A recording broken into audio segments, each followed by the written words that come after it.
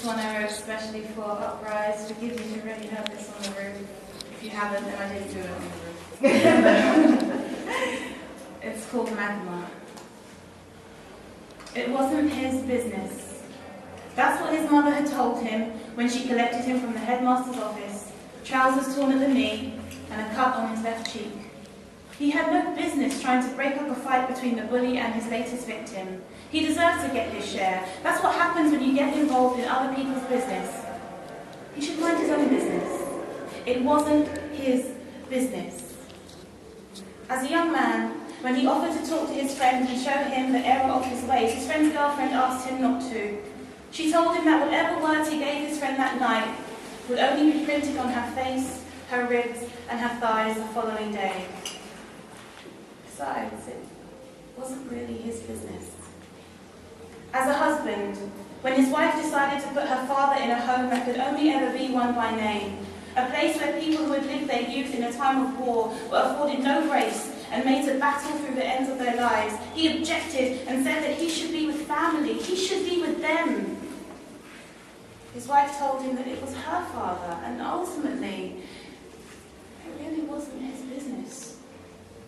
And so when the Debbys moved into the block with their two small children, one boy, one girl, he didn't introduce himself. And he didn't do anything when four-letter words heavy with hatred were sprayed on their front door in a colour that resembled fresh blood. And he told himself he didn't see anything when he witnessed four men following Mrs. Debbie home, telling her about the kind of woman she was and how much they liked that. And when he overheard people making comments about Mr. Debbie, saying he was most likely involved in criminal activity, when he wasn't at one of his 3 jobs, he didn't say anything. No, he never saw, said, or did anything. Not on the street, not in the pub, not in the corner shop, not at the residents' association, not in his neighbours' homes, not in his home. When his daughter returned home from her first day at school, talking about nothing but her new best friend Vimala, he knew who that little girl was, and he told her to mind her own business. She wasn't to play with Vimala. Playing with Vimala would make her lose her other, more popular friends. Well, she didn't understand what he was telling her. She couldn't read between the lines, so she just laughed, and she didn't listen. Vimala's name continued to echo throughout his home, and it did over the next few years. And it did the years after that. Most things take time. And after some time, the community did change. Things got better for the Debbies. The graffiti stopped, the name-calling stopped, even most of the comments about them stopped. The looks remained, but that made sense.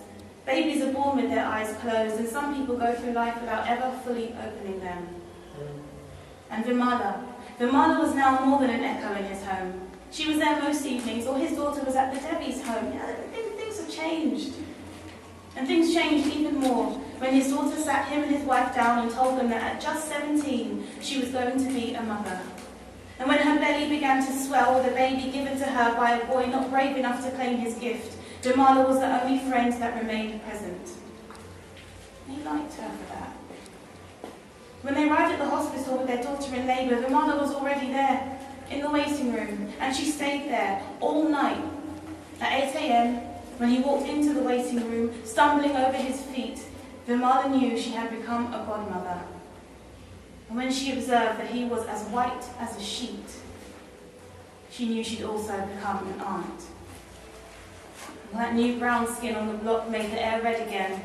The graffiti returned, the abuse returned, the comments returned, the stares intensified, but now they were putting those words on his front door. Now they were shouting at his daughter, now they were looking at his wife, now they were following him home. It was his business now.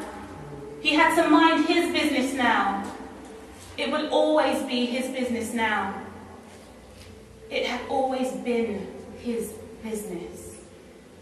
Thank you.